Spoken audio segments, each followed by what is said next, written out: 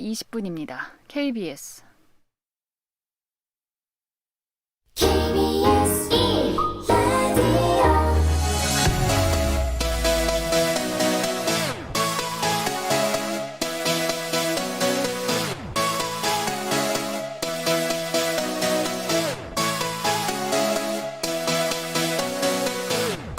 KBS 열린 토론.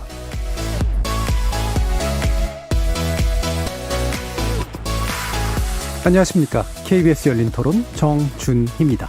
결론적으로 말하면 현실화는 필요하다고 보고 있는 게 미국이나 이런 데는 되게 보유세가 되게 강하게 매겨서 그에 대한 문제를 해결하는 방법도 사용하고 있는 상황인 거잖아요. 근데 너무 세금이 너무 싸요, 우리나라는. 집값은 많이 올랐다는 건 저는 인정은 해요, 그에 대해서는. 필요 이상으로. 근데 그러면서도 한편으로 지금 그 집을 보유한 사람들 그걸 또 즐기고 있는 상황인 거잖아요. 그럼 그에 대한 세금을 내는 건 당연하다고 보는 거죠. 아는 분이 이제 재산세가 너무 많아져가지고 어떻게 될지 세무사 알아보고 있다고 연락을 받은 적이 있었거든요. 저희 직장인들이 받는 급여는 한계가 있고 물가 상승만큼 올라가지는 않잖아요. 그렇기 때문에 모은 돈이 없는데 부담이 될 수밖에 없는 상태고 아무리 세금이 너무 많이 나오는 거죠. 평생 자기 집 갖고 사는 사람을 공시가를 올리면은 그 사람은 당연히 집세를 내고 사는 거랑 똑같잖아요. 그것 때문에 피해를 입는 분들이 또 많이 있으실 것 같아가지고 그거 보편적으로 여기는 완전 뭐 투기 지역이다 그러면 공시가만 올려서 투기를 막든지 좀 차별을 줬으면 하는 바람입니다. 서울에 자가 보유 부동산이 없어서 체감은 못하고 있고요. 많이 오른 것 같긴 해요. 근데 뭐 기존에 눌러있던 게 이제 시가를 어느 정도 반영해서 오르는 거면 적절하다라고 생각도 들거든요. 근데 지자체에서 모든 그런 부동산에 대한 컨트롤을 하게 되는 순간 국토 전반에 대한 정책 일관성이 또 결여될 수도 있고 기존에 국토부에서 했던 소관 업무인데 그거를 뭐 지자체에서 그냥 보여주기식으로 이렇게 가져가는 게 맞나라는 생각은 드네요. 거리에서 만나본 시민들의 목소리 어떻게 들으셨습니까? 오늘 토론 주제는 공시지가 이의신청 증가, 재조사 필요한가입니다. 부동산 공시가격은 조세와 복지 등 60여 가지가 넘는 행정 목적에 쓰이는 기준인데요. 시가 반영률의 차이 등 형평성 문제가 대두되곤 했죠. 이런 이유로 정부는 기존에는 50에서 70% 정도에 머물렀던 공시가격 현실화율을 90% 수준까지 끌어올리겠다라는 목표를 세우는 대신에 부동산 유형과 가격대에 따라서 현실화 속도에 차등을 두었습니다. 자, 그런데 지난 3월 공시가 발표 이후 이의 신청이 이어지고 있죠. 일단 빠른 상승률 문제가 있는데요. 예컨대 올해 공동주택 공시가격 상승률은 19.08%로 지난해에 비해 3배 이상의 상승률을 보였다고 합니다.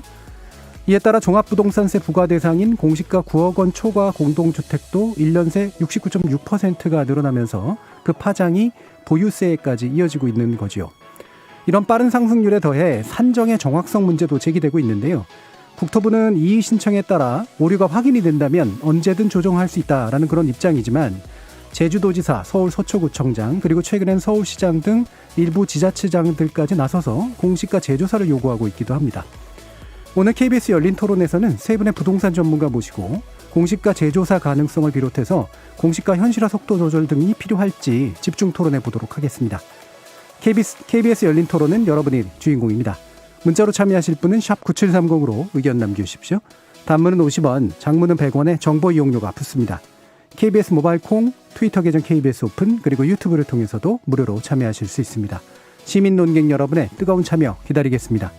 KBS 열린 토론 지금부터 출발합니다. 살아있습니다. 토론이 살아있습니다. 살아있는 토론, KBS 열린 토론. 토론은 라디오가 진짜입니다. 진짜 토론, KBS 열린 토론.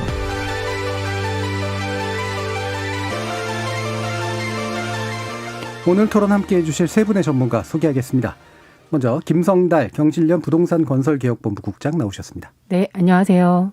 자, 그리고 두성규 한국걸선산업연구원 선임연구위원 함께하셨습니다. 네, 안녕하세요. 자, 그리고 정세은 충남대 경제학과 교수 자리하셨습니다. 네, 안녕하세요. 자, 공시가격에 관련된 문제, 공시지가 관련된 문제 몇 번 다루긴 했었습니다만 이제 지난 3월에 발표된 이제 공시가를 두고 여러 가지 논쟁들이 좀 있어서 오늘 그 이야기를 나눠보려고 하는데요. 일단 뭐 몇 가지 수치 좀 확인해보고 가야 될 것 같습니다. 그래서 공동주택 공시가격이 주로 문제가 되는데 두성규 박사님께서 어느 정도까지 상승되고 있는지 좀 말씀 주시죠. 네, 지금 공동주택은 원래 굉장히 큰 상승률을 보이고 있는 것으로 지금 나타났습니다. 그래서 전국적으로는요. 지금 원래 19.08%가 지금 오른 것으로 나타났고요. 서울 같은 경우에 있어서는 19.91%가 오른 것으로 나타났습니다. 사실은 이제 작년 같은 경우에 있어서는 전국적으로는 5.98%밖에 오르지 않았기 때문에 사실은 원래 상승폭이 유난히 더 두드러져 보이는 측면이 있고요. 서울 같은 경우에는 작년에도 14.7%나 올랐기 때문에 참 많이 오르긴 올랐습니다. 그런데 우리가 여기 오름폭에서 하나 주의할 점은 뭐냐면요. 이것을 갖다 전체적으로 산정하는 어떤 기관이 국토교통부의 위탁에 의해서 지금 한국부동산원에서 하고 있는데요. 한국부동산원의 어떤 그 부동산 시장의 어떤 시세와 관련된 자료에 의하면은 올해 같은 경우에 전국적으로 부동산 가격의 상승률은 7.5%밖에 되지 않습니다. 예. 그리고 서울 같은 경우에는 한국부동산원의 자료에 의하면 작년 한 해 동안에 그 부동산 주택가격, 공동주택의 주택가격의 상승률이 3.01%밖에 안 된다는 거죠. 그래서 정부가 물론 현실화율을 90%까지 맞추기 위한 어떤 과정의 일환이라고 이야기하고는 있지만 동일한 기관에서 실제적인 주택 가격의 상승에 비해서 이번에 공시가격의 상승폭은 지나칠 정도로 좀 큰 폭이다. 하는 이 점이 사실 눈에 띄는 어떤 항목인 것 같습니다. 예. 결국은 이제 공시지가 반영하는 기준들이 여러 가지가 있겠습니다만 일단 시세가 올라간 거랑 또 그걸 반영하는 비율이 이제 올라간 게 두 가지가 합쳐지면서 이제 나타난 현상일 텐데 그렇게 보기에도 이제 일단 되게 좀 많아 보인다라는 그런 말씀이시잖아요. 여기에 대해서는 또 어떻게 생각하시나요, 정세희 교수님? 제가 잠깐 말씀드리면요. 예. 그 정부가 작년에 그 공동주택의 이 현실화율이 69% 정도였고요. 올해 이제 70% 정도여서 사실은 이 현실화율을 올리진 않았습니다. 많이 올리진 않았습니다. 그렇다고 한다면 이제 19%로 공시 가격이 오른 것은 결국에는 이제 가격 상승률이 그 정도 된다는 얘기거든요. 그럼 이제 부동산원에서 가격 상승률을 뭐 13% 이렇게 했는데 왜 그러면 19%였느냐?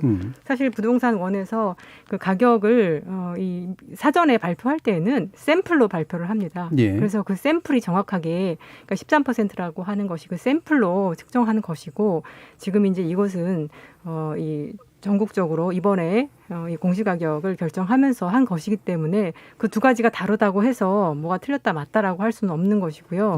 어쨌든 정부 발표에 따르면 이번에는 공시가격 현실화율을 올렸다기보다 19%로 높게 올라간 것은 그동안 작년에 그 가격이 많이 올랐다. 가격 상승분을 대부분 반영한 것이다. 이렇게 봐야 될 것 같습니다. 네, 저도 조금 말씀하신 것처럼 자기 모순에 정부가 빠진 건 맞다라고 보여집니다. 지금 문재인 정부에서 아파트값 상승하는 통계가 여러 개가 있습니다만 정부가 정책을 결정할 때 참고하는 통계는 3년간 14% 올란 거 서울 아파트값 그리고 이번 4년간 17% 올랐다라는 통계를 정책을 결정할 때 참고한다고 하는 거거든요. 그게 가장 중요하다.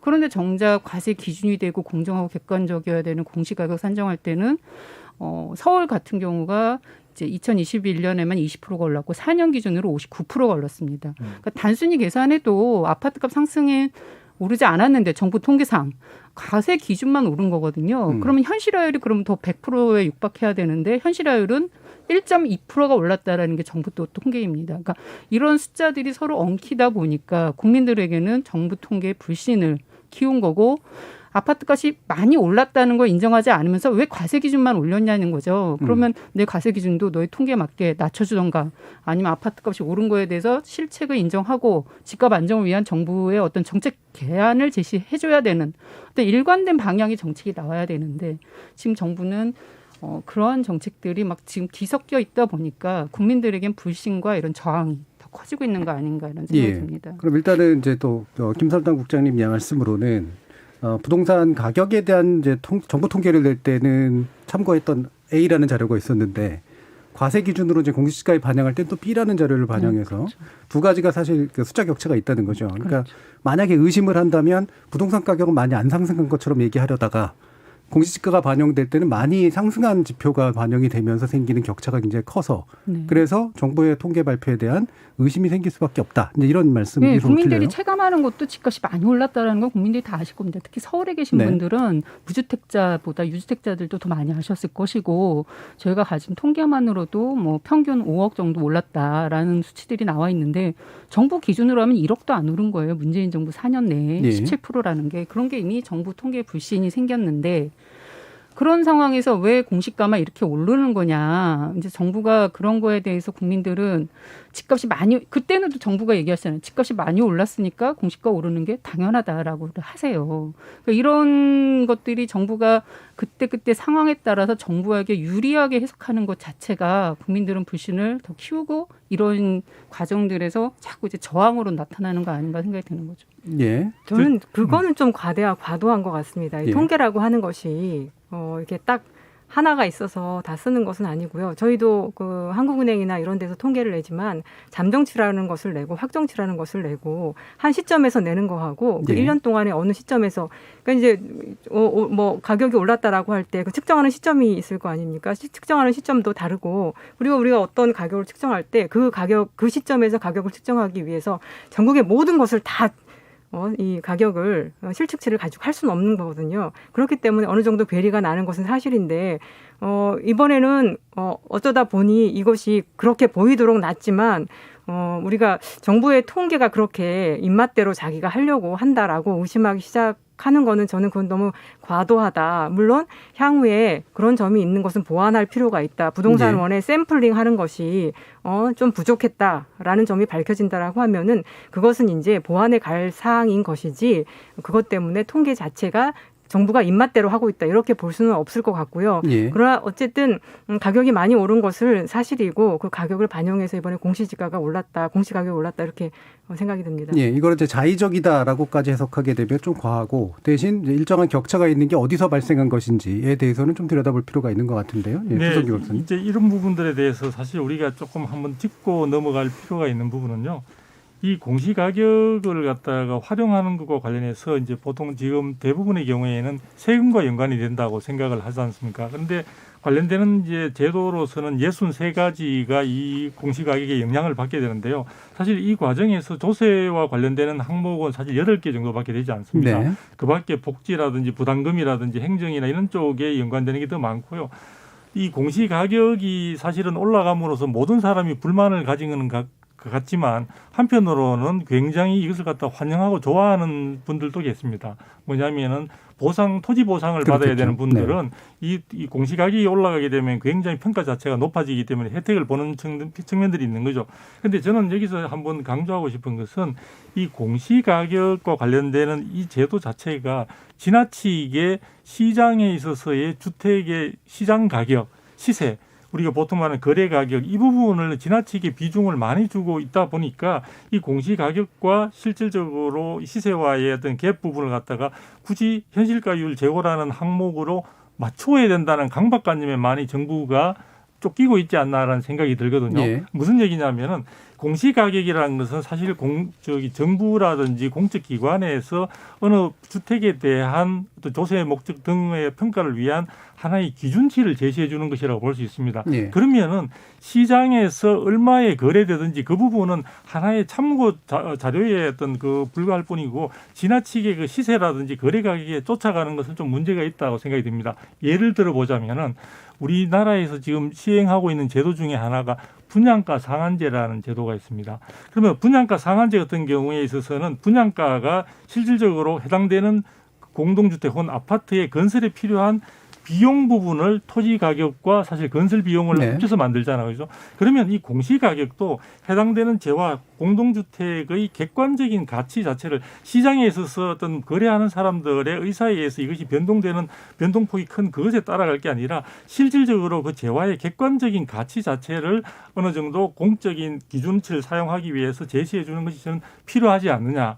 그것이 지나치게 시세를 쫓아가다 보니까 이런 지금과 같은 시세에 정부가 발표하는 자료 통계 자료 사이에도 갭이 생기게 되고 또 시세를 따라가다 보니 시세의 변동폭 자체를 제대로 교수님 말씀대로 하자면 이번에 사실은 현실가율은 제대로 높이지도 못하면서 체감되는 많은 국민들의 입장에서 본다면 굉장히 상승폭이 크면서 부담을 느끼게 되는 그런 어떤 문제점들이 구조적으로 나타나는 것이다. 그래서 저는 공시가격 제도 자체를 시세의 현실화율을 높이기 위해서 얼마만큼 많이 맞출 것인가 하는 그 쟁점보다는 공시가격 제도의 본래의 취지를 생각해서 어떤 조세 목적이든 아니면 부담금이든 간에 객관적인 해당되는 주택의 객관적 가치를 국가 혹은 공적 기관이 신뢰할 만한 어떤 가치 척도를 제시해주는 그런 쪽으로 한번 좀 전체적인 방향 부분에 대해서도 검토할 필요가 있다는 생각이 조금 듭니다. 부석근 박사님 오래 기다리셨더니 또 굉장히 지론을 펼치셨는데 이게 되게 중요한 문제이긴 한 것 같아요. 그러니까 공시가를 과연 어떤 것으로 볼 거냐. 그러니까 시세하고 일치하도록 만드는 것이 이제 이상적인 것이냐. 아니면 이제 뭔가 이렇게 조세라든가 기타의 목적들을 위해서 어느 정도의 선을 정부가 또는 공공기관이 마련하는 것이 목적이냐 이 부분에서 이제 입장 차이가 있을 것 같긴 하거든요. 약간 더 들어볼게요. 저는 관련 법에 따르면 공시가격에 대한 정의는 통상적인 시장에서 정상적인 거래가 가능한 가격 시세입니다. 그렇죠. 정상적인 가격이고 시세입니다. 근데 그걸 오히려 정부가 상황에 따라서 유불리하게 어떨 때는 많이 올리고 어떨 때는 덜 올리고 하는 것들을 정책적으로 쓰다 보니까 공시가격이 왔다 갔다 현실화율도 왔다 갔다. 왜냐하면 2005년에 정부가 발표한 공시가격 2005년에 공시가격이 처음 도입이 됐거든요. 그때 공시가격 현실화율을 정부가 91%라고 발표했습니다. 그러니까 전혀 국민들이 보기에는 전혀 시세하고 그렇게 괴리가 비슷해 보이지 않은데 그렇게 발표를 했다가 나중에 그것이 문제가 있음을 인정하는 경우도 있었어요. 근데 지금은 다시 또 60%로 얘기하고 이번에도 70%라고 얘기하는데 뭐 최근 지자체장이 문제 제기도 했지만 경실련이 조사해도 공시가격의 시세 반영률이 일관되지 않습니다. 물건별로 다르고 연도별로 다르고 지역별로도 다르고 이렇게 인위적으로 정부가 자꾸 개입해서 잘못된 가격을 산출하는 건 맞지 않다. 그리고 공시가격은 법에서 정한 대로 시세, 실거래가가 반영된 시세여야 되는 게 맞다.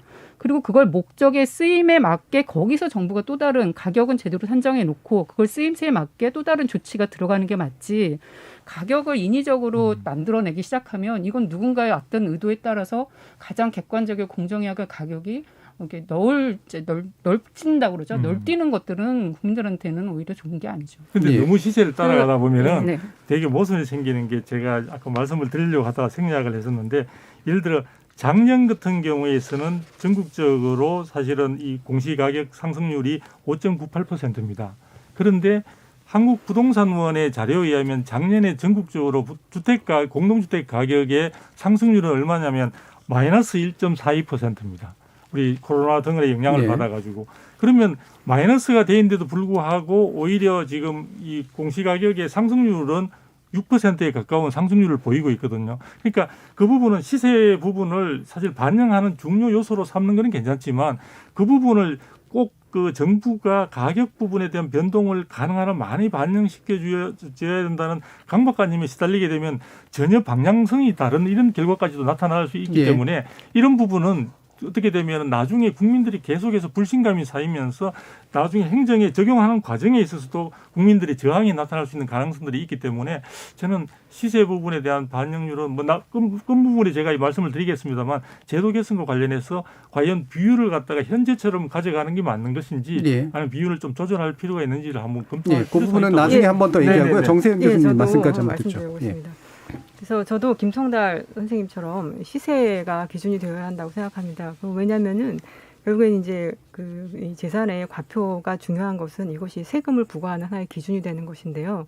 그 세금을 부과하는 기준 자체가 어떤 시세 이러한 달라진다라고 하면은 마치 우리가 소득세를 부과할 때 제가 소득은 연봉 3,000을 받는데 이거를 그보다 한참 낮게 2,000, 2,500 이렇게 해서 2,500에 부과할 수는 없는 것이기 때문에 일단 이 공시가격이라고 하는 것은 그 시세에 맞춰서 결정하는 것이 좋고요. 그 이후에 세 부담이 있냐 없냐 이런 것들은 좀 다른 조정을 거쳐도 저는 된다고 생각합니다. 이제 한 가지 더 제가 근데 김성달 선생님하고 약간 다른 것은 이 시세라는 거하고 실거래가라고 하는 것은 좀 약간 다를 수 있거든요. 실거래가는 들쭉날쭉 같은 아주 비슷한 집인데도 들쭉날쭉하기 때문에 그 실거래가를 아주 많이 모아서 그것으로부터 평균적이고 정상적인 평균 가격 정도가 되겠죠. 여러 가지 조건에 따라서 그 시세를 뽑아내는 건 이제 이런 것이 있기 때문에 시세 실거래가가 이게 3억이었는데 왜 공시가격이 이게 뭐 3억 뭐 2억 5천이냐 이런 말들은 많이 나올 수 있지만 사실은 실거래가가 시세라는 거고 정확히 일치하지 않는다라고 해서 아마 다들 아실 것 같아요. 그렇기 때문에 아주 몇 가지 이제 이런 사례들을 가지고서 실거래가하고 정부가 이야기한 공시가가 맞지 않으니까 공시가격이 틀렸다 이렇게 얘기할 수는 없을 것 같고요. 그럼 이제 정부가 왜 이제 현재 이런 이렇게 공시가격이 막 오르고 이런 일들이 발생하여 저는 두 가지 정도가 있다고 생각하는데요. 과거에 어떤 정부도 이 시세에 따라서 공시가격을 제대로 이 결정해온 발표해온 그런 정부가 저는 없다고 생각합니다. 과거에 우리나라는 이 부동산 이 투기나 이런 것들에 대해서 너무 관대했기 때문에 부동산 보유에 대해서 제대로 세금을 부과해 오지 않았고 아주 오랫동안 이 공시가격이 시세에 미치지 못한 상태로 결정되어 왔습니다. 이것을 참여정부 때 현실화시키려고 노력을 했다가 그때 종부세 폭탄, 세금 폭탄 논란 때문에 후퇴하고 그 이후에 그러한 것들이 여전히 개선되지 않은 상태로 이렇게 진행이 되어 왔거든요. 그러니까 보유세 부담이 없다 보니까 사람들이 투기도 많이 하게 되고 가격이 점점 오르고 어쨌든 제가 말을 짧게 하자면 그래서 지금 현재 우리가 겪고 있는 이 혼란은 그동안 수십 년에 걸쳐서 해오지 않았던 것. 즉 정확하게 공시가격을 시세에 맞추려고 하는 노력을 한꺼번에 하려다 보니까 분출되고 있는 여러 가지 문제들이라고 치고 이것을 지금 넘어서지 않으면 다시금 이렇게 우리가 이런 상황을 막기 어렵다는 점에서 어렵더라도 좀 해야 되는 가야 되는 길이다. 세 분 간의 부분 유사한 점과 차이점들이 일단은 좀 드러났다고 생각이 되고요. 근데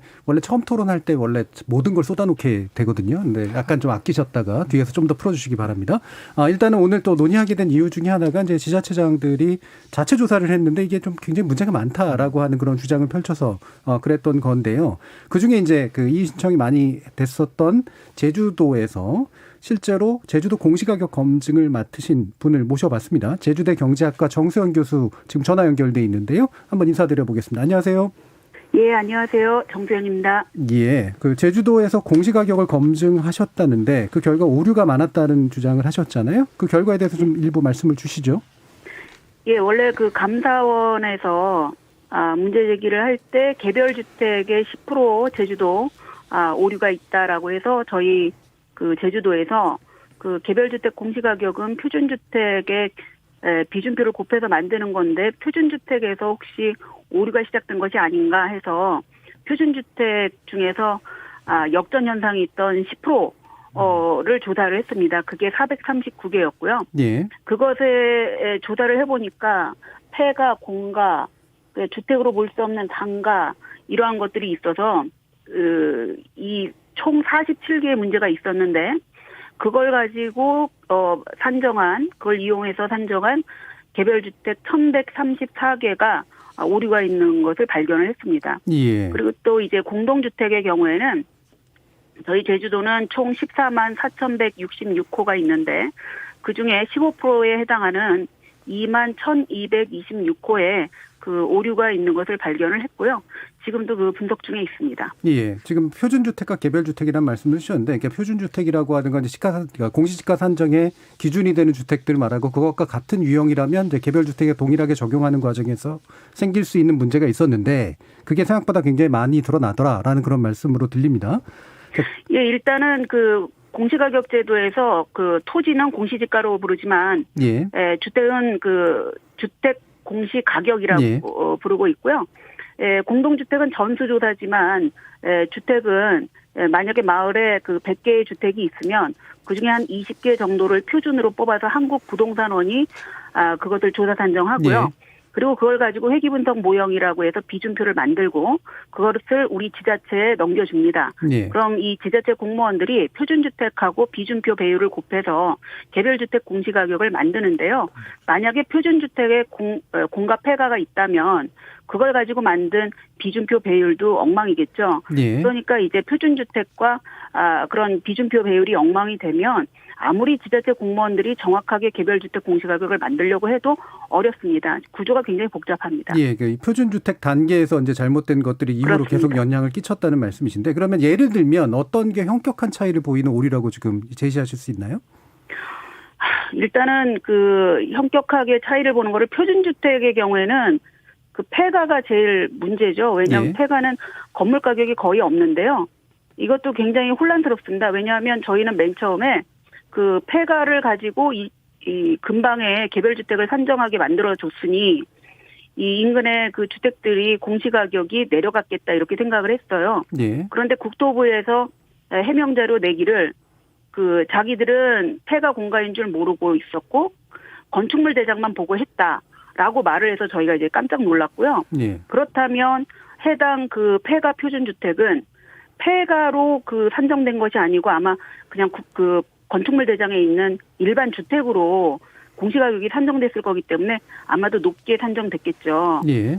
그러니까 이제 모든 게 이제 엉망이 되는 겁니다. 그래서 그게 제일 큰 문제라고 보고 있고요. 또 하나는 그 공동주택 오류는 한 200개 단지인데 이걸 지금 다 그 해설 자료를 지금 만들고 있는 중입니다. 센터에서.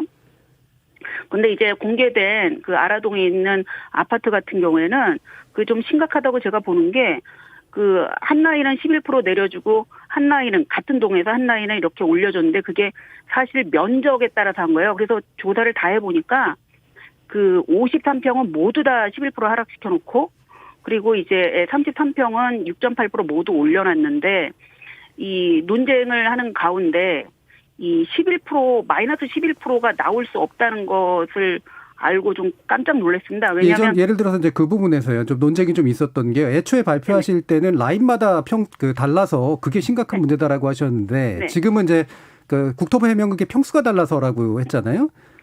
예, 그게 저는 사실 그때 그 프린트 PPT 나갈 때는 그 면적은 사실 만들어 놨었어요. 이미 알고 계셨다는 말씀이세요? 사실 예. 그리고 사실은 그거를 대답을 하실 때 그게 동이 좀 꺾여 있거든요. 그래서 아마 향의 차이라고 얘기하겠지라고 생각하고 기다렸어요. 그런데 그 국토부에서 이제 말씀하시기를 면적이다라고 얘기하셔서 더 놀랐습니다. 더 놀라신 이유는요? 예, 저는 그게 꺾여 있는데 한 라인은 올리고 한 라인은 내렸다는 게 면적보다는 아마도 그 한라산 조망이라든지 이런 차이로 말씀하실 줄 알았어요. 그런데 면적으로 얘기를 하셔가지고 결국 그 얘기는 뭐냐. 면적별로 하락률, 상승률을 정해놓으셨고 그것에 따라서 그냥 뭐랄까요. 그 계산을 하신 거죠. 그런데 그 11% 마이너스 11%는 국토부에서 이제 해명자료 내실 때 저는 2% 상승한 거다라고 주장했고 국토부 해명자료는 2% 하락이라고 얘기를 하셨어요. 53평에 대해서.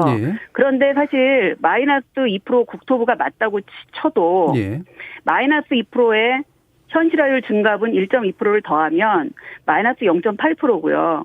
그리고 거기에다가 플러스 알파를 또 하는 것이 그 국토부 계산 그 현실화에 대한 공식인데 그렇게 해도 도저히 마이너스 값이 나올 수가 없거든요.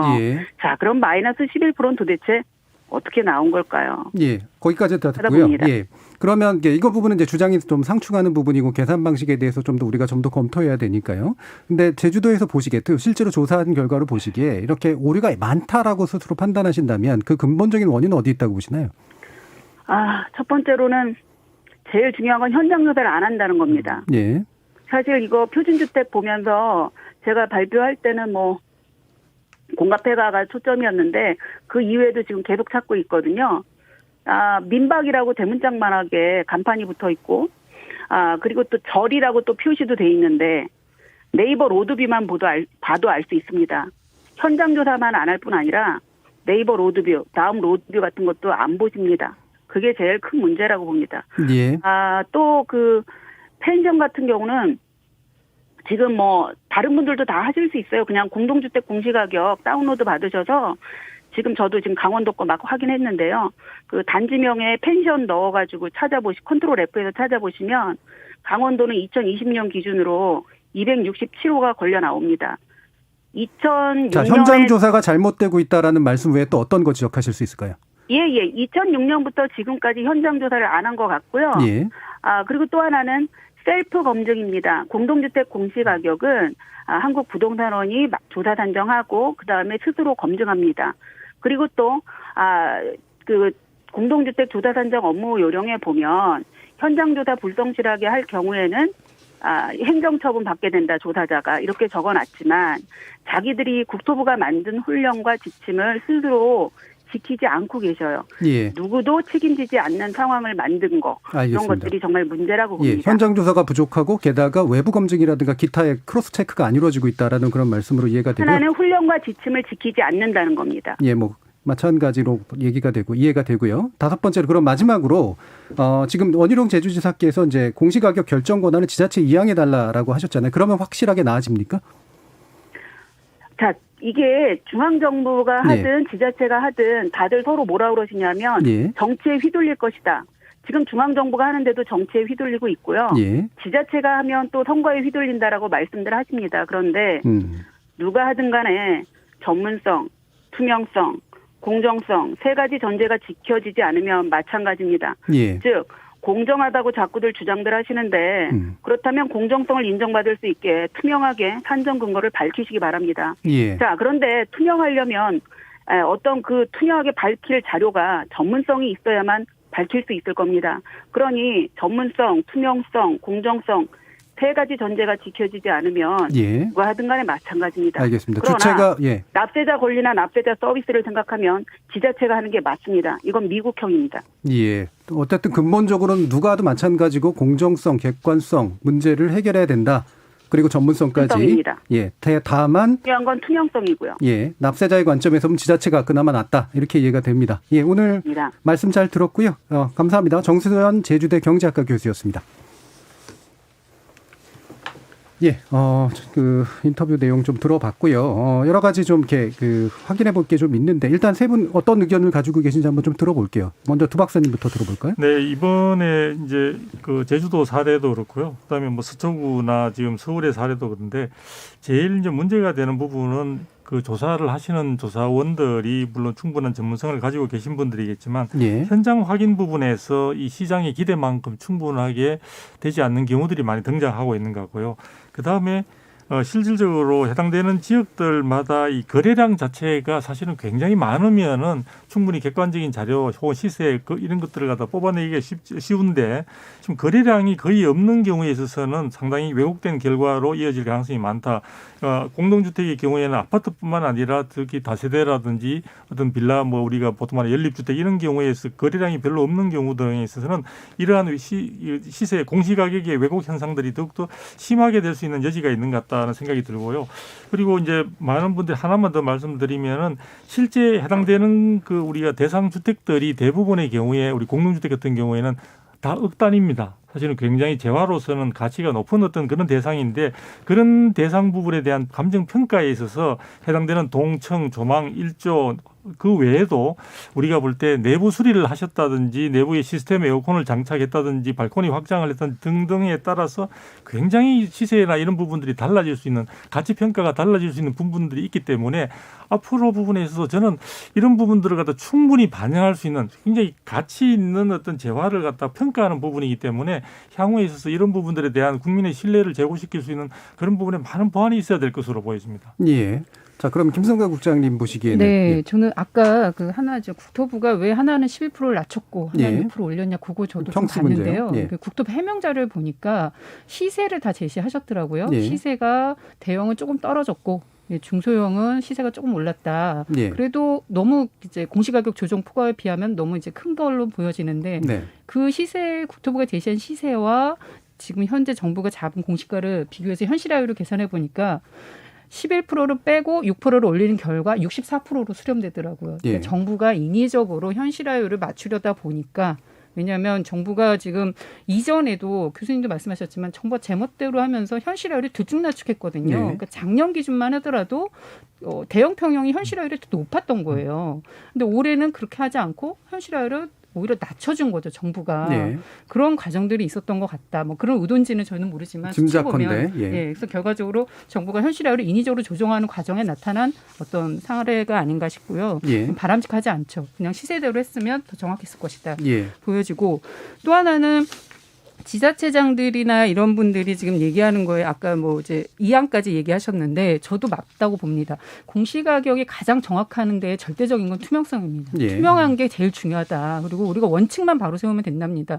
원칙을 시세로 그냥 가지고 오면 됩니다. 공시가격 조사하는 분들이. 그럼 그걸 어떤 목적에 맞게 쓸지는 정부가 정책적으로 결정을 하면 되는 거거든요. 근데 지금은 감정원이나 감정평가사분들한테 정부가 뭘 조사하라고 했는지 저는 이게 사실 궁금해요. 그분들한테 예산을 주고 길어지니까 이렇게 지자체로 넘기는 게 맞다고 보시는군요. 주는데 못하고 있는데 그것이 제일 중요하고요. 지자체장한테 넘기는 것이 저는 맞다고 봅니다. 왜냐하면 선의의 경쟁을 할 수 있는 구도예요. 지자체장들이 각 지자체별로 활동하고 있기 때문에. 근데 국토부가 독점하면 국토부 혼자 맘먹으면 이걸 주변에서 아무리 개선하려고 해도 개선이 잘 안 되는 구조입니다. 그래서 당연히 지자체장으로 넘기면서 투명하고 공정한지를 국토부가 제대로 감시하고 제도적으로 맞춰주면 된다. 라는 게 저도 맞습니다. 그러니까 투명한 공정한 거는 국토부의 몫이고 그다음에 실제로 실사하는 것은 산정하는 거는 지자체의 몫이 되는 게 맞다라는 그런 말씀이신데 이런 이제 반론도 좀 있을 수 있을 것 같아요. 그러니까 지자체장들이 또 나름대로 이렇게 또 이렇게 정치에 의해서 좀 움직일 수 있는 부분이 있잖아요. 그래서 그것 때문에 혹시라도 이 부분이 잘못 반영이 된다면 이건 국토부가 어떤 방식으로 좀 검증을 할 수 있겠는가라는 것도 그러니까 지금 말씀드린 것처럼 공시가격에 대한 정확한 정의는 시세다. 시세로 하는 것이고 그것이 현장에서 현장 조사를 하고 감정원들이 가져온 가격이 현장이 되는지를 우리가 확인하는 방법도 실거래가 정보들이 다 공개되고 있습니다. 그래서 국토부가 얼마든지 검증 가능해요. 추후 검증 가능하다. 실거래가도 이상한 실거래가 있는지 좋은 실거래인지 정부가 충분히 판단할 수 있습니다. 아까 서초구도 그래서 실거래가를 둘 다 가져왔는데 해석이 국토부와 서초가 서로 다르거든요. 그런 판단을 국토부는 할 수가 있어요. 그래서 시세에 대한 검증은 얼마든지 할 수 있다. 네, 정세윤 교수님. 자꾸 김성달 선생님께서 시세하고 실거래가하고 자꾸 섞어서 말씀을 하시는데요. 사실은 아파트 같은 경우에는 실거래를 많이 하기 때문에 어느 정도 그래도 거기도 이제 들쭉날쭉하죠. 또 이제 자기 가족들끼리 증여하고 할 때도 그 실거래가라고 하는 것을 우리가 100% 믿을 수 없고 또 어떤 것들은 10년에 한 번 거래가 일어나기도 하고 그렇습니다. 그리고 제주도 사례 같은 경우에는 정수현 교수님께서 공동주택과 단독주택을 좀 섞어서 말씀하셔서 좀 헷갈리는 부분이 있습니다. 공동주택은 아파트 같이 어떤 좀 공식에 따라서 층 뭐 딱 규격화된 그런 물건이 있는가 하면요. 단독주택 같은 경우에 정말 그거는 다양한 집들이 있기 때문에 그거야말로 그게 뭐 3억에 팔렸다고 해서 그게 진짜 시세가 3억이다라고 볼 수 있느냐라고 하는 단독주택은 상당히 어려운 면이 있습니다. 이제 그러면 이제 이것을 그럼 시세를 어떻게 파악하느냐? 제가 봤을 때는 정보가 많을수록 좀 정확한 시세를 파악하기가 좋습니다. 그러니까 이제 가격 데이터하고 그 집의 다양한 정보를 담은 데이터를 가지고 이것이 전국 단위에서 이 데이터가 많이 모이면 그것으로부터 이런 조건일 때는 이렇게 되는 거라라고 하는 것 하나의 공식으로 뽑아낼 수가 있거든요. 이제 그런 면에서 보면은 중앙 정부가 하는 것이 이것이 전국적인 단위의 정보를 가지고 하나의 잣대를 만들 수가 있는 거죠. 이것을 만약 지방 정부가 따로따로 한다라고 하면은 그 지방 정부는 자기 지역 내에서 있는 정보를 가지고 할 수 있지만 그게 지역마다 잣대가 달라져 버릴 수 있는 다른 거예요. 지역과의 그 어떤 데는 층수가 뭐 7층일 때 여기는 여기 7층일 때 얼마일 것이다. 근데 다른 지역에 갔더니 다른 지자체는 층수가 이거일 때는 얼마일 것이다라고 하면은 기준 자체가 달라져 버리니까 일단 정치적으로 휘둘린다는 것은 둘째 치고 그 기준 자체가 달라져 버리기 때문에 저는 어렵다고 보거든요. 그래서 일단 이 모든 것은 사실은 중앙정부하고 지방정부하고 협업하는 스타일이 맞습니다. 그리고 지금도 협업을 하게 되어 있는데요. 지금보다는 조금 더 협업을 더 강력하게 해야 되고 그리고 사실 말씀드린 것처럼 지금까지 우리가 공시가격을 제대로 파악하려고 하는 그 시스템을 사실은 제대로 만들어 놓지 않은 그런 상태입니다. 그래서 어디를 들여다봐도 부실한 상태이기 때문에 이것이 단순히 중앙정부가 그렇게 일부러 그렇게 해왔다 이렇게 보기보다는 지금까지는 데이터를 축적하는 빅데이터 축적 기술이라던가 측량 기술이라던가 지금은 드론 같은 걸 띄워놓고서 정확하게 측정할 수 있거든요. 사실 이렇게 기술적으로 발전한 것이 얼마 되지 않기 때문에 지금은 과거보다 훨씬 우리가 더 잘할 수 있는 그런 조건이 마련이 되었고 그렇기 때문에 지금은 중앙과 지방이 같이 협력해서 중앙에서 이제 전체적인 하나의 잣대를 만들고 근데 거기에서 오류가 날 수도 있거든요. 그런 경우에는 지방인과 같이 협업을 해야 되는 것이지 그것을 지방에 이양한다라고 하면은 잣대가 달라져 버리는 문제, 정치적으로 휘둘릴 문제 이런 것 때문에 저는 오히려 더 물론 이제 민간의 전문가도 같이 결합해서 이제 투명하다라고 하는 것은 개방할 수 있어야 되는 거거든요. 민간 전문가한테 좀 더 많이 개방할 필요도 있다. 그러나 중앙이 이 주도에서 하나의 잣대를 가지고 가야 한다. 이렇게 생각합니다. 아까 이제 그 교수님께서 정정 교수님께서 얘기해 주신 것 중에 이제 보면 현장 조사가 잘 안 되고 있다. 그리고 특히 이제 일반 주택 같은 경우 그래서 표준 주택을 잘못 골랐을 때 생기는 오류가 굉장히 크다라는 그런 부분은 얘기해 주셨잖아요. 이런 부분에 대해서는 어떻게 생각하시나요? 그리고 지금 단독 주택 같은 경우에는 그런 표준 주택 주택을 기본으로 이제 측정을 해가지고 왜냐하면 개별성이 너무 강하기 때문에요. 네. 보다 개별주택에 대한 평가를 가져가야 되는 방식이 맞는 것 같고요. 그런 단독주택에 대한 어떤 평가 방식 자체를 저는 공동주택에도 같이 좀 적용할 필요가 있지 않나 싶거든요. 네. 지금 사실 공동주택의 경우에는 지금 중앙정부에서 거의 이제 독점적으로 하고 있는 이유 자체가 아마 공동주택이라는 것 자체가 굉장히 정형화된 어떤 스타일의 어떤 하나의 재화다라고 생각을 하고 접근하는 것 같아요. 그런데 저는 최근에 있어서는 어떤 공동주택들마다 사실은 굉장히 다양한 형태들과 다양한 기능과 다양한 구조를 가진 어떤 것들이 나타나고 있기 때문에 저는 이 굉장히 수억 대의 자산에 해당되는 부분들에 대한 평가를 단독주택의 그 개별성을 충분히 존중하는 만큼 사실은 공동주택의 경우에도 예. 중앙정부와 지방정부가 저는 적절하게 같이 아까 말한 협업이라는 말씀을 하는데 협업보다는 기능을 각각의 기능을 좀 달리하면서 좀 할 필요가 있는 것 같고요. 그다음에 저는 그런 부분에서 우리가 법상으로 보면은 우리가 이 부분을 한 번 더 검증하고 난 뒤에 관여할 수 있는 기구가 있더라고요. 그래서 그런 기구 부분을 중앙부동산가격공시위원회 심의 부분을 갖다가 좀 실질화하는 부분들 이런 것들도 좀 생각해 볼 수 있지 않을까 예. 하는 생각이 듭니다. 그 현장 조사에 대해서만 한번 말씀드리면요. 사실은 토지라고 하는 것은 그렇게 성질이 자주 바뀌지 않습니다. 향, 그렇죠? 뭐 토지의 성격, 예. 뭐 도로, 뭐 이런 것들은 사실은 자주 바뀌기 아니기 때문에 현장 조사를 해야 되지만 이거를 뭐 아주 자주 가봐야 되는 건 아닙니다. 그리고 이제 그 문제, 그 제주도 그 문제에 있어서는 폐가 공가역 얘기였죠. 예, 그 무엇을 표준주택으로 할 것이냐, 이거 관리는 사실 지자체에 있습니다. 네. 그러니까 지자체에서 표준주택이 무엇이다라고 결정하게 되면은 그 중앙에서 결정하는 것은 그 공식에 따라서 여러 가지 형질이라던가 이런 거 가지고 만들기 마련이거든요. 물론 현장 조사도 하지만 예. 인력이라던가 이런 것들을 생각을 한다라고 하면은 그것이 폐가인데 이것이 어떻게 표준주택이 되었느냐, 이것이 전적으로 중앙 정부의 예. 이 책임이다 이렇게 말하기는 어렵다. 이 부분이 좀 충돌하고 있는 것 같아요. 그러니까 이 부분이 충돌하는 걸 일단 명확해야 될 것 같은데요. 제가 좀 말씀드리면. 그러니까 아까 이제 정세윤 교수님 같은 경우에는 이게 중앙정부가 제대로 조사 안 해서다인데 지금 이제 정세윤 교수님 말씀으로는 그게 원래 지자체의 권한이고 지자체 자료를 가지고 하는 거다라는 거잖아요. 이건 상당히 충돌하는 내용이라서. 뭐 말씀하신 것처럼 표준지르나 표준주택을 선정하고 가격 결정할 과정에 지자체가 계속해서 의견 개진을 할 수 있습니다. 그런데 사실 지금까지 그런 걸 제대로 하지는 않았어요. 그렇지만 최종 결정은 국토부가 하고 국토부가 전문가에게 예산을 둬서 조사해 오라고 해서 하는 겁니다. 그러니까 현장 조사는 사실 그냥 기본인 중에 기본이라고 해야 되는 거예요. 국민들이 그걸 해서 그 쓰임새를 생각하면 근데 사실 그렇지 못했다라는 게 다시 확인된 거다라고 저는 보여지고요.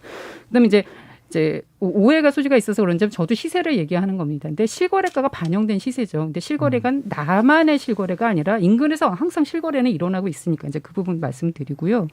그리고 이제 저는 지자체장들이 투명성이 제일 중요하다는 말씀을 계속 드리는 게 누가 오더라도 그게 다 공개된다면 그거에 대한 반박의 여지가 생기는 거거든요. 근데 지금도 국토부가 공격받고 있는 이유는 가격이 뭐는 오르고 뭐는 떨어졌는데 그 근거를 제시하지 않고 있기 때문입니다. 그래서 그리고 이걸 누가 조사했는지도 제시하지 않습니다.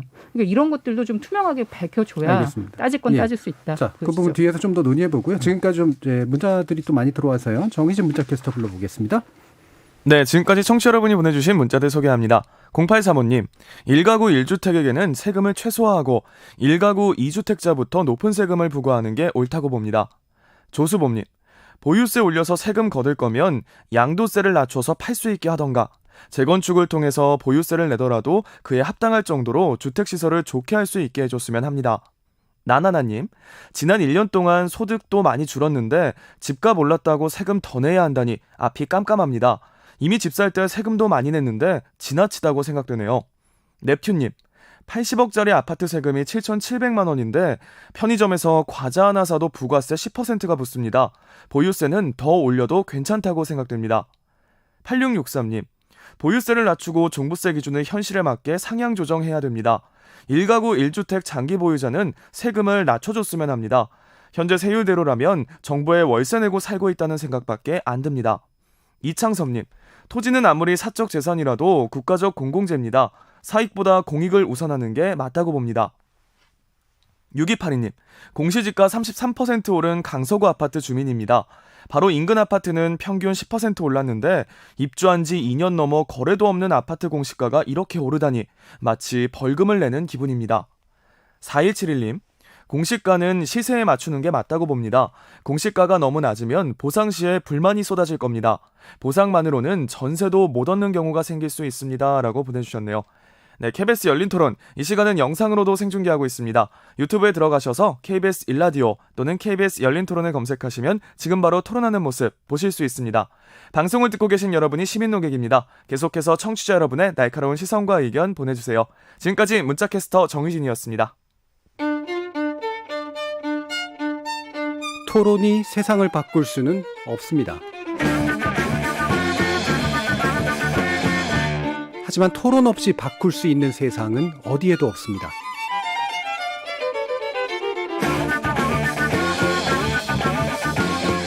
세상의 선한 변화를 갈망하는 당신. 정답이 아니라 질문의 힘을 믿는 당신. 우리 KBS 열린 토론에서 만납시다.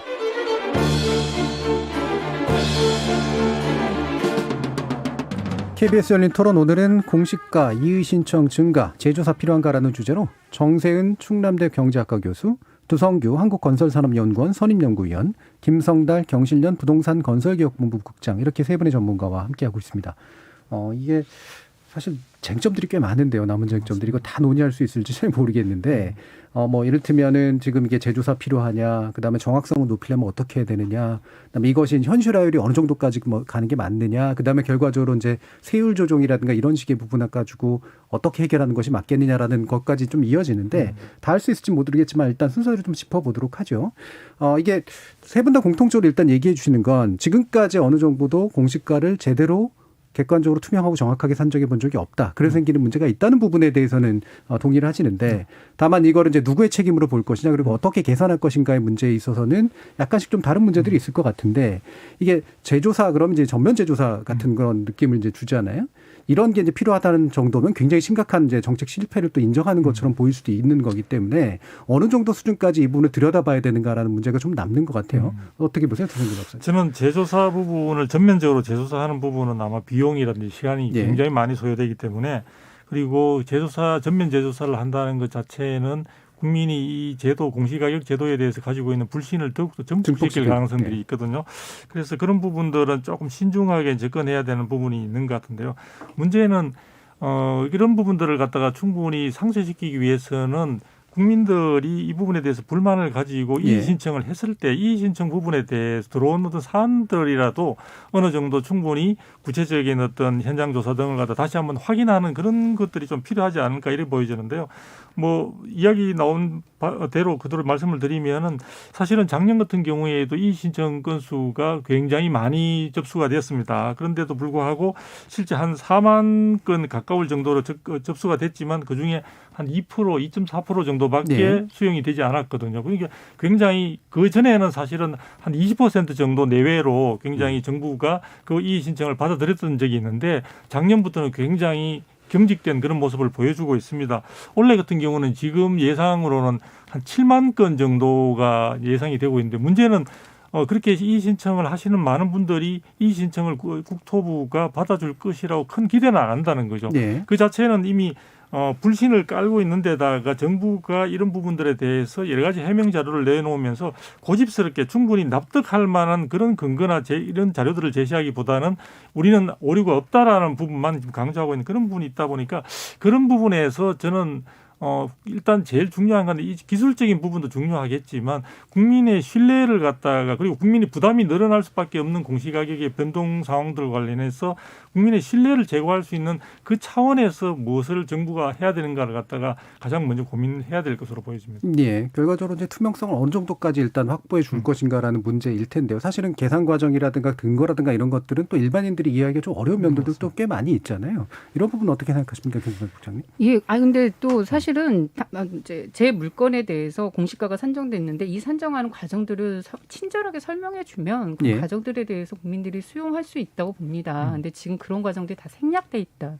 그다음에 지금 공시가격만 얘기하는데 사실은 부동산 과세 기준은 토지, 상업 빌딩은 공시지가, 단독주택은 단독주택 가격, 아파트 가격 이렇게 3개 정도가 돼 있는 건데 공시지가 문제가 더 심각합니다. 예. 그래서 이번에 지자체장들도 공시지가 문제는 별로 얘기 안 하시다가 아파트 공시가격 너무 이제 쉽게 주민들이 이해하는 것만 가지고 이렇게 좀 약간 얘기하시는데 저는 공시가격 전반에 대한 조사 검증은 반드시 일어나는 게 좋다. 이번 기회에 그런 계기로 삼았으면 좋겠다는 생각이 들고요. 예. 그런 걸 정부가 적극적으로 방어하려면 일단 가지고 있는 자료를 다 공개하시는 게 좋습니다. 왜냐하면 2019년에도 공시가 관련해서 경실련하고도 논쟁이 있었지만 정부가 공개 토론하겠다, 공개 검증하겠다 했는데 지금까지 진행되지 않고 있는데 정부는 이런 것들을 해결하지 않은 채 로드맵을 벌써 발표해버렸거든요. 네. 그러니까 로드맵이 지금 이 가격에 대한 공정한지를 검증하자는 판에 혼자 로드맵을 가면 그 로드맵을 성공할 수 있을까? 역시 이 부분도 우려스럽을 수밖에 없다라고 네. 보여집니다. 예. 정세윤 교수님. 공시과 관련된 논란이 많지만 이의 신청 이 장치를 두고 있고요. 그런데 이제 선생님께서 과거에는 뭐 20%까지도 받아줬는데 갈수록 줄어들고 있다. 저는 그 갈수록 줄어드는 것은 점점점 이 공시 가격을 결정하는 이 어떤 시스템이 좀 더 촘촘해지고 정교화지기 때문에 그 이의 신청을 받아들이는 그 비율이 낮아지고 있는 것은 아닌가 싶습니다. 예. 그럼에도 불구하고 국민들은 과거에는 오르지 않던 정부가 올리지 않던 공시 가격을 현 정부 들어와서 적극적으로 올리고 있어서 불만이 있을 수가 있거든요. 그렇지만 그렇기 때문에 불만이 있을 수가 있지만 정부를 어느 정도 믿고 좀 가야 될 필요는 있지 않나 그렇게 생각이 듭니다. 예, 이분은 참 이제 고민스러운 거는 투명성을 강화해야 예. 된다는 건 저도 동의합니다. 예, 예. 그러니까 투명성이라고 하는 문제에서 뭐 다 동의를 하실 예. 테니까. 근데 이게 어느 정도까지 이렇게 원래 이제 공적인 행동이라고 하는 것은 사실은 다 문제제기를 하기 시작하면은 또 한도 끝도 없어서 이제 신뢰가 흔들리고 그렇다고 해서 이제 그 쥐고 있는 사람들이 그러니까 받아들여라고 하면은 또 이제 당연히 불신이 자극되는 그 사이 안에서 어느 정도의 이제 적정선을 이제 만들어 갈 것인가 사실 이 문제일 텐데 지금 여러 가지 이제 문제들이 제기들이 좀 나오면서 결국에는 연결이 되는 거는 이제 나한테 떨어질 어떤 부담이잖아요. 예. 결국에 이제 보유세 문제라든가 재산세 문제라든가 이런 것들로 지금 연결이 되고 있기 때문에 아까도 이제 뭐 일부 분들 얘기해 주셨지만 그거는 세율 조정 단계에서 좀 해결해야 될 그런 것이지 이제 공시지가 자체를 조절해서 해결할 문제는 아니다라는 의견도 주셨었는데 어떻게 보시나요? 아니 그래서 지금 제가 꼭 드리고 싶은 말씀이 예. 이게 이제 여러 가지 이제 아까 항목에 63가지 항목에 적용되긴 하지만 주로 이제 조세 부분과 관련해서 예민하게 많은 또 시청자분들이나 청취자분들이 관심을 많이 갖고 계신데요. 일단 이제 거래세와 관련해서는 실적으로 이 공시가격이 작동할 가능성이 크게 많지는 않습니다. 네. 실적으로 거래된 그 금액 자체를 가지고 하니까요. 평가를 하니까요. 그런데 네. 제일 중요한 것은 이제 보유세와 관련해서 공시가격이 영향을 많이 미치고 다양한 어떤 부담이 증가로 지금 돌아오게 되는데요.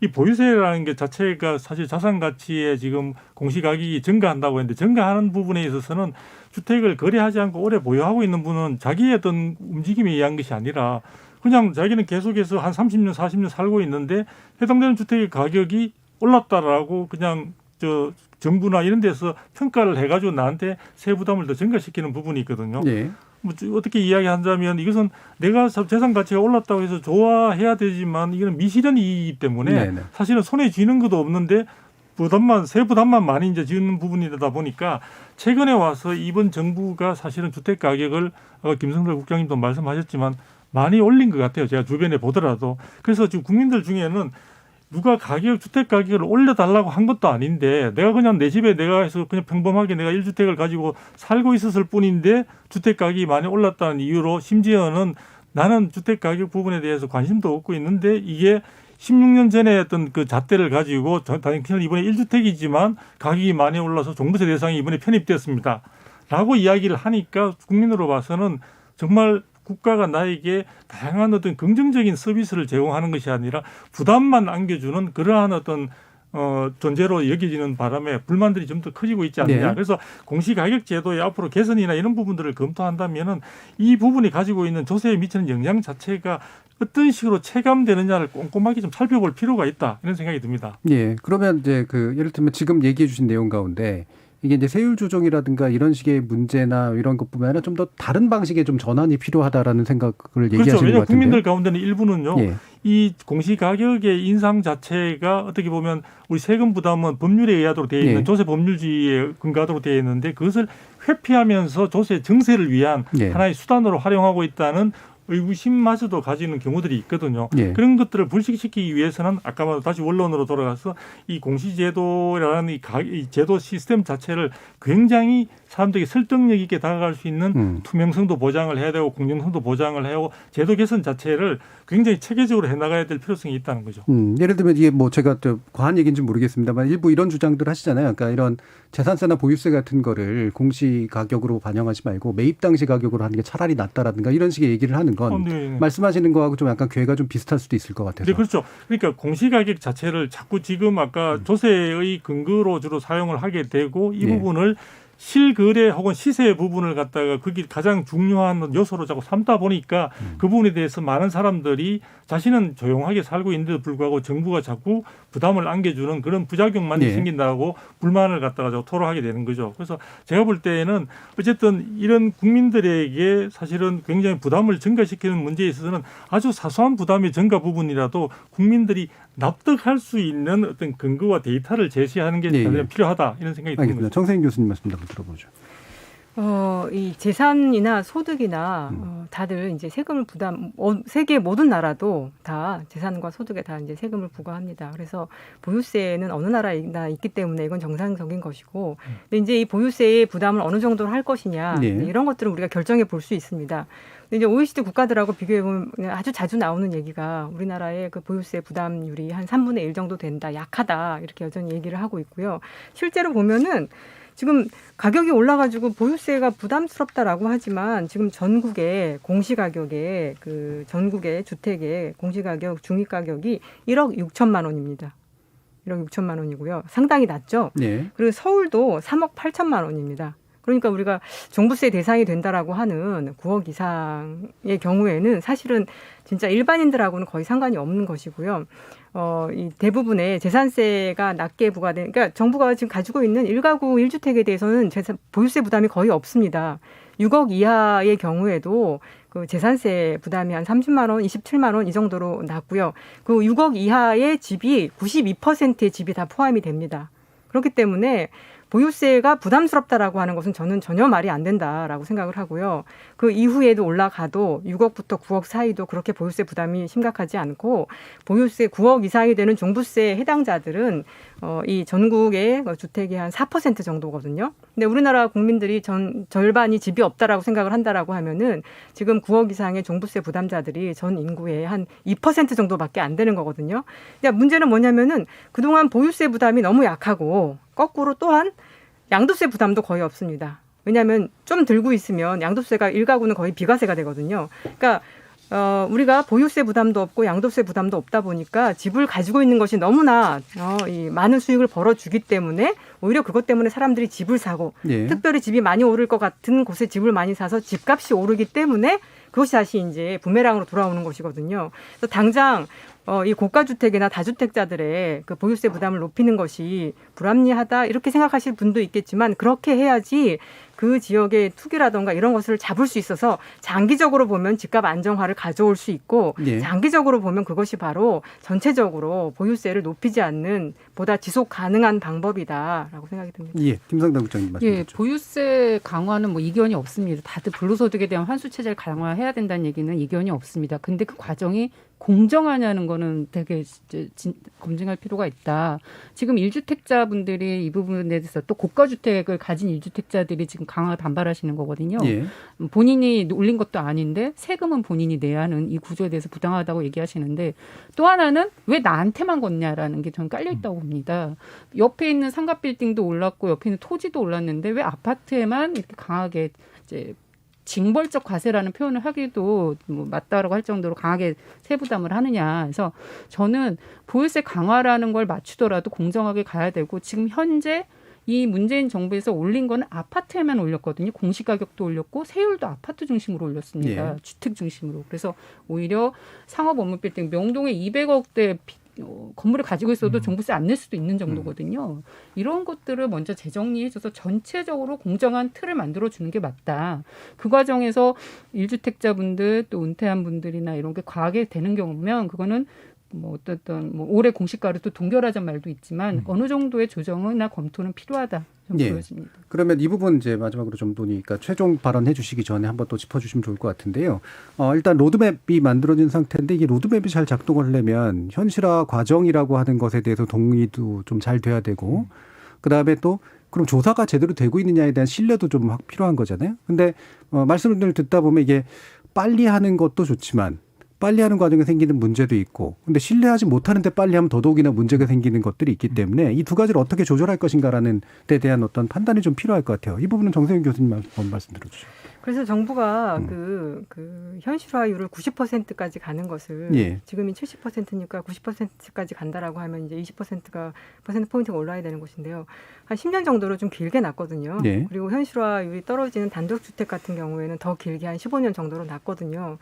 그렇게 가면서 저는 제도 개선이라던가 투명성 면에 있어서 투명성을 더 높이고 하는 제도 개선과 그것이 같이 가면 서서히 무리 없이 그래서 초반에도 정부도 초반에 이제 속도를 조금 느리게 특히 이 공시가격 현실화가 제대로 안 된 것이 이제 저가 주택이 좀 많은 편입니다. 그리고 저가 주택이야말로 아무래도 좀 올리면 더 부담을 느낄 수 있기 때문에 그렇기 때문에 정부가 그 가격대에 따라서 속도를 좀 다르게 했거든요.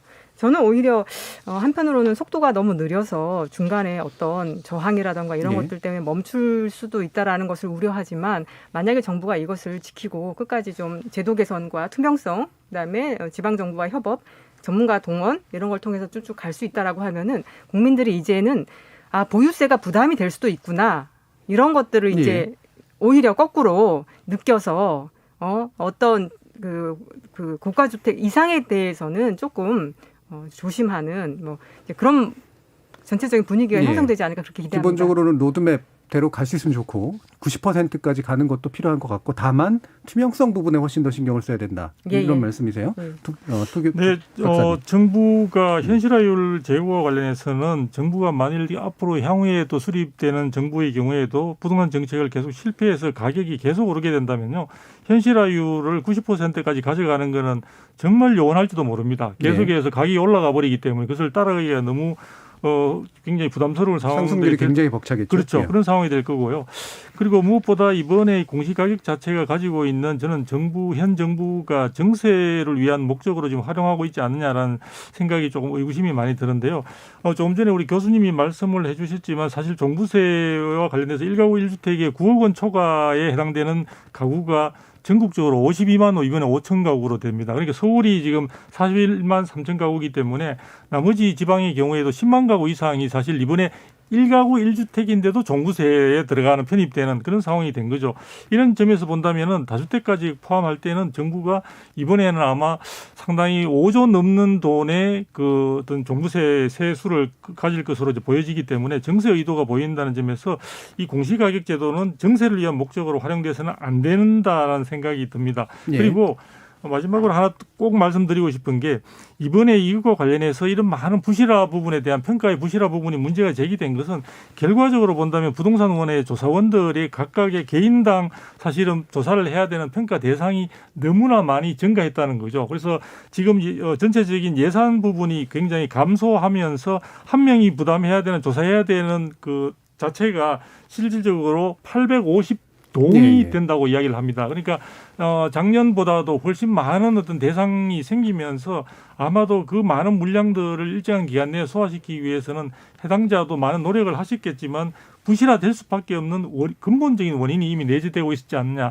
이런 점들을 갖다가 충분히 정부가 예산을 감액시키는 것이 아니라 오히려 증가 등을 통해서 투입 인력들을 전문화된 인력들을 더 많이 하도록 함으로써 국민의 신뢰를 더 쌓을 수 있도록 가야 되는데 이런 부분에서도 현실적으로 많은 지금 장벽 요인들이 존재하고 있는 것 같습니다. 그래서 저는 앞으로 어쨌든 이렇게 된 가운데에서 재조사와 관련해서도 범위를 한정하더라도 국민들의 마음을 충분히 이해시키고 납득시킨다는 차원에서 재조사의 어떤 범위를 좀 더 넓혀주면 좋을 것 같고요. 그다음에 그런 평가와 관련해서 사실은 충분히 납득할 수 있도록 현장 부분에 가서 정말 고가의 재산을 평가하는 데 있어서 대략적으로 눈으로 보면 관측하고 대략적 산식에 의해서 평가되는 그런 부분들은 좀 지양할 필요가 있지 않냐라는 생각을 해봅니다. 김성남 국장님. 예, 정부가 지금 발표한 공시가격 현실화율이 평균 70%입니다. 근데 앞서도 얘기했지만 어떤 아파트는 50%, 어떤 아파트는 80% 격차가 아파트 안에서도 커집니다. 그러니까 일단은 정부는 산정금과 다 공개하시고 잘못된 거 있으면 70%로 다 맞춰주겠다라고 얘기하셔야 됩니다. 아파트는 다 70%다. 그리고 아파트만 70%가 아니라 지금 저 밑에 있는 상가 빌딩, 백화점 이런 데는 지금 30-40%라는 것들도 우리가 아파트 수준으로 올리겠다. 이거는 바로 하시면 됩니다. 가격만 바로 결정하면 됩니다. 그러니까 그런 과정들을 해서 모든 과세 기준은 시세의 어느 일정 %로 다 동일하게 맞춰주는 것들이 일단 선행되는 것이 중요하다. 그런 것들을 먼저 한 다음에 그다음에 우리가 보유세, 실효세 1%를 위해서 우리 다 같이 얼마로 가자라는 설계를 또 하시면 된다. 이렇게 보여집니다. 알겠습니다. 자, 그럼 이제 마무리 발언해 주실 텐데요. 또 부족하다고 느끼신 부분이나 아니면 또 뭔가 첨언하실 부분들이 좀 있으시면 마지막 제언 말씀 듣도록 하겠습니다. 이 부분은 김성남 국장님도 거꾸로 다시 한번 들어보죠. 공시가격에 대한 강하게 반발하는 이유 중 하나는 집값이 많이 올랐기 때문입니다. 집값을 올린 건 정부 잘못이거든요. 근데 마치 집값 정부가 올려놓고 불로소득 많이 발생했으니 세금 더 내셔야 된다. 하지만 그 안에 중에는 부당하다라고 느끼시는 분들이 생길 수밖에 없다. 그러니까 어쨌든 정부는 집값이 이렇게 오르지 않게 하는 게 최우선 과제고 공시가격이라는 제도는 이제 필요 없다고 봅니다. 왜냐하면 토지, 건물, 주택 다 이 제각각 공시지가 복잡해지고 오히려 왜곡될 소지만 키운다고 보여지기 때문에 장기적으로는 공시가격이라는 게 필요 없이 다 토지 기준으로 건물 기준으로 이렇게 통합돼서 가는 게 낫다라고 봅니다. 토지는 공시지가, 건물은 정부가 발표한 또 건물가액이 있으니까요. 그다음에 세 번째로는 이번 기회에 좀 광역단체장한테 이 권한을 넘기는 것이 적극적으로 좀 논의가 돼서 제도 개선까지 이루어지는 계기로 삼았으면 좋겠습니다. 알겠습니다. 정세윤 교수님 말씀 드렸죠. 지금 이 공시가격하고 관련해서 그 참여정부 때 있었던 이 종부세 세금 폭탄 그 프레임이 다시 한번 작동하는 것 같습니다. 사실은 그 세금 폭탄 프레임이 두려워서 현 정부 초기에 이 보유세나 양도세 강화를 특히 다주택자나 투기가 뚜렷한 그 지역에 있어서조차 현 정부가 좀 주저했던 것이 현 상황을 야기한 것 같고요. 그래서 작년에 부랴부랴 좀 늦었지만 공시가격 현실화 로드맵과 그다음에 양도세나 보유세를 강화했습니다. 그래서 저는 늦었지만 정부가 지금 바른 정책을 채택했고, 근데 이것을 실시하기도 전에 다시금 또 세금 폭탄 논란 때문에 이번에 공시가격 폭탄이겠죠. 이런 논란 때문에 다시 후퇴한다라고 하면은 더 이상 우리나라가 이 부동산 망국병에서 헤어나올 수 있는 길은 없다. 자, 지금 여러 가지 논란이 있지만 전 국민이 합심해서 이것은 제도를 개선하고 앞으로 나아가야 할 그런 방향인 것이지 이것 때문에 멈춰서는 안 된다라고 생각합니다. 알겠습니다. 자, 그럼 마지막으로 두성규. 어쨌든 공시제도와 관련해서 국민들의 삶 자체에서 생활의 어떤 예측 가능한 범위 내에서 어떤 주택시장이든 부동산 시장이든 안정을 도모하는 것이 지속이 되는 것이 대단히 중요하다고 보여지고요. 그런 점에서 볼 때 공시가격의 인상률 자체는 지금 작년과 지금처럼 수십 % 이렇게 올라가는 것은 바람직하지 않다. 그래서 필요성을 감안하더라도 인상률을 최고 맥시멈 한 10% 정도로 어느 정도 한정할 필요가 있는 것 같고요. 사실 이런 부분들과 관련해서 어떤 이 공시가격의 조사와 관련해서 정부에서도 나름대로는 아마 객관화하고 공정성을 기하기 위해서 작년에 그 4월 7일 날 관련되는 공시법을 개정을 했습니다. 그래서 거기에 보면 인근 지역 및 다른 지역과의 형평성, 특수성, 공동주택 가격 변동의 예측 가능성 등 제반 사항을 종합적으로 참작해야 된다는 법률 규정을 갖다 추가를 했습니다. 그러면 이 부분이 현실적으로 제대로 작동할 수 있는 그런 시스템을 위한 후속 작업들이나 세부 작업들을 정부가 꼼꼼하게 좀 챙겨주시기를 부탁드리고 싶습니다. 알겠습니다. 자, 오늘은 공시과 관련된 논란을 더 다뤄봤는데 오늘 토론 함께해 주신 김성달 경실련 부동산건설개혁본부 국장, 두성규 한국건설산업연구원 선임연구위원, 그리고 정세은 충남대 경제학과 교수 세 분의 전문가 말씀 잘 들었습니다. 감사합니다. 감사합니다.